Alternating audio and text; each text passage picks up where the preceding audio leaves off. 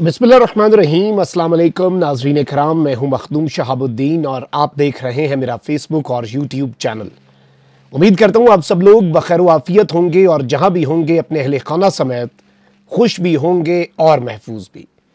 नाज़रीन इकराम, शहबाज शरीफ के military ADC को ISI ने तहवील में यानी कि हिरासत में ले लिया है और ये अफसर जो कि प्राइम मिनिस्टर हाउस में और प्राइम मिनिस्टर ऑफिस में तैनात था, इस ऑफिसर के हवाले से एक बहुत बड़ा इंकशाफ सामने आया है और इस वक्त एक बड़ा क्रूशल टाइम है। ये मेक और ब्रेक मोमेंट है इमरान खान और पाकिस्तान के मुख्तदर हलकों के दरमियान।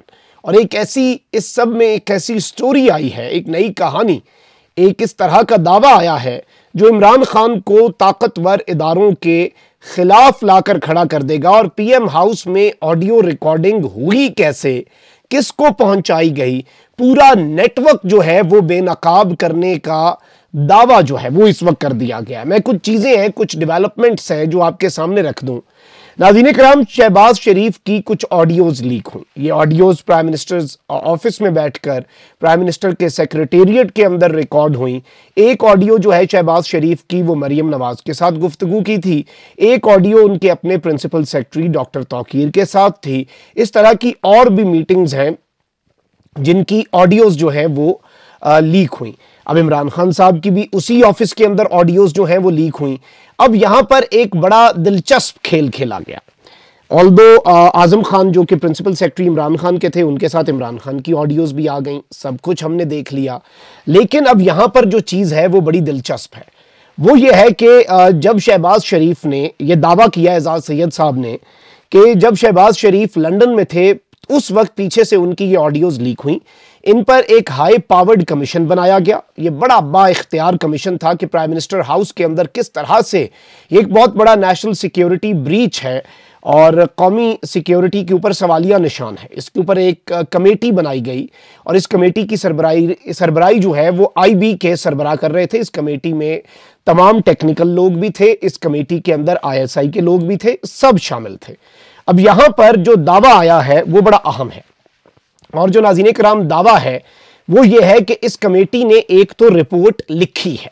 रिपोर्ट इन्होंने ये लिखी है कि सारे का सारा मलबा इन्होंने भारतीय खुफिया एजेंसी रॉ पर डाल दिया। ये एजाज सैयद साहब का कहना है कि ऑफिशियल रिपोर्ट में ये सब तहरीर है, लेकिन हकीकत कुछ और है और इस हकीकत से शहबाज शरीफ साहब को भी आगाह कर दिया गया है। मैं ये दावा आपके सामने पूरा रख देता हूं, इसके बाद हम इस दावे का तफसीली पोस्टमार्टम भी कर लेंगे और इसकी असल वजह जो है वो समझने की कोशिश भी करेंगे। अब ये दावा कर रहे हैं कि उस वक्त बहुत से लोगों से तहकीकात भी हुई, जो उधर स्टाफ होता है, लोअर स्टाफ, वेटर्स और इस तरह के लोग और पियन और ये तमाम तर लोग जो हैं इनसे भी तहकीकात की गई। कुछ लोग पकड़े भी गए, उनसे कुछ नहीं मिला। और इस सब में ये दावा कर रहे हैं कि जब शहबाज शरीफ साहब वतन वापस आए तो जो इस वक्त मौजूदा DG ISI हैं जनरल नदीम अंजुम, वो उन्हें एयरपोर्ट खुद लेने गए और उन्होंने फिर पूरी स्टोरी बताई कि बंदा हमने पकड़ लिया है। ये बंदा कौन है जिसके वाले से दावा हो रहा है? ये बंदा नाज़रीन इकराम मिलिट्री ADC है। एक तो मिलिट्री सेक्रेटरी होता है जो ब्रिगेडियर लेवल का अफसर है प्राइम मिनिस्टर के साथ, और एक ADC भी होता है जो मेजर लेवल का अफसर है। अब ये जो ADC हैं इनका नाम भी इन्होंने लिया है कि ये कोई मेजर अरसलान है। और ये ADC, इनकी जो स्टोरी इस वक्त मंजर आम पे लाई जा रही है वो ये है कि जब general Faiz Hamid DG ISI थे, ये उस वक्त उनके ADC थे। और जब जनरल फैज हमीद को पेशावर तैनात किया गया तो जनरल फैज हमीद ये बतौर तोहफा इमरान खान साहब को ये ADC साहब देकर गए कि ये आप रखें और ये तमाम मामलात को देखेंगे। अब ये जो ADC हैं इनके हवाले से दावा यह है कि ISI ने इन्हें तहवील में लिया और इन्होंने सारा कन्फेशन कर दिया। ये रिकॉर्डिंग कैसे करते थे? ये रिकॉर्डिंग अपने मोबाइल फोन अपनी जेब में रख के उससे करते थे। एक इनका जनरल मोबाइल फोन था, एक मोबाइल फोन जो है वो बाद में जो इनका तहवील में आया, जिसका बाद में इन्होंने कह ये रहे हैं कि कन्फेशन किया और जनरल फैज के साथ इसके ताने बाने मिले।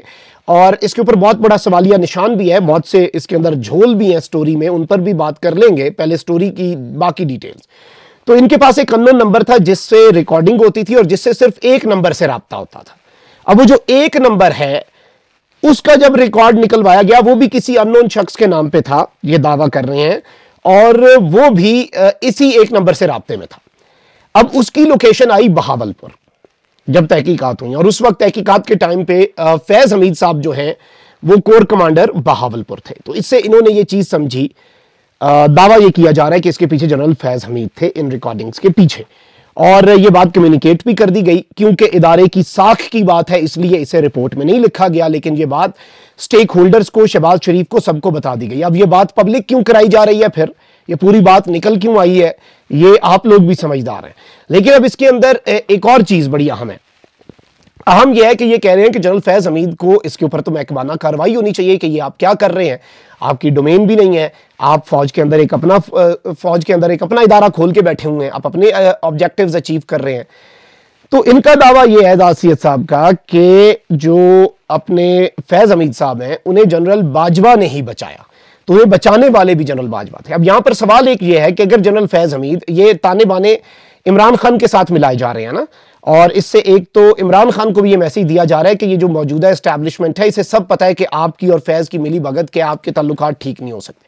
اگر تو اعزازیت صاحب کے کلیمز جو ہیں وہ درست ہیں، پھر تو انکوائری ہونی چاہیے، اور میں سمجھتا ہوں یہ ایک بہت بڑا نیشنل سیکیورٹی بریچ ہے، اس پر ایک جوڈیشل کمیشن بننا چاہیے، اور یہ رپورٹس میں کیا ہوتا ہے کہ اگر کوئی ہے غلط تو اس کا غلط لکھیں، کوئی ادارے کا وقار اس سے نہیں خراب ہوتا، آپ لکھیں اس میں۔ لیکن اس نیوز کا مقصد کیا ہے، کیونکہ آڈیوز تو اسی پرائم منسٹر آفس میں سابق وزیر اعظم عمران خان کی اپنے پرنسپل سیکٹری اعظم خان کے ساتھ بھی ان کی آڈیوز لیک ہوئیں، تو یہ تو ایک بہت بڑا سوالیہ نشان ہے، پھر تو یہ عمران خان کا تو اس میں کوئی قصور نہ ہوا، عمران خان کی آڈیوز پھر کیوں لیک ہو رہی تھیں؟ اور اب اس سے اچیو کیا کیا جا رہا ہے؟ اچیو ناظرین کرام ایک ٹارگٹ جو مجھے نظر آ رہا ہے وہ یہ ہے کہ اس میں عمران خان اور اسٹیبلشمنٹ دونوں میں بدگمانی پیدا کی جائے، اور ایک تیر جو ہے اس سے دو شکار کی جائے، اور دو شکار کون سے ہیں؟ عمران خان اور اسٹیبلشمنٹ نہیں، جنرل فیض اور عمران خان نہیں، بلکہ مجھے لگتا ہے کہ اس میں ایک تیر سے جو دو شکار ہیں وہ جنرل فیض بھی نشانہ ہے، ساتھ نئی ملٹری اسٹیبلشمنٹ بھی ہے۔